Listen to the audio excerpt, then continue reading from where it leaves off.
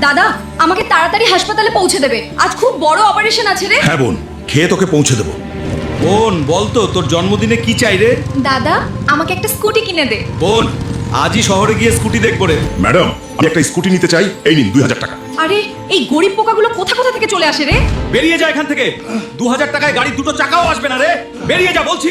ওরা আমাকে কুকুরের মতন তাড়িয়ে দিল, বোনকে আমি এখন কি দেবো রে? শুনুন শুনুন, শহরে একটা বিশাল ডাইনোসর ঢুকে এসেছে, যে মারতে পারবে তাকে 1 কোটি টাকা দেওয়া হবে। আমি ওই ডাইনোসর মারবো রে। আজকে আমি মরবো, না হলে এ মরবে রে।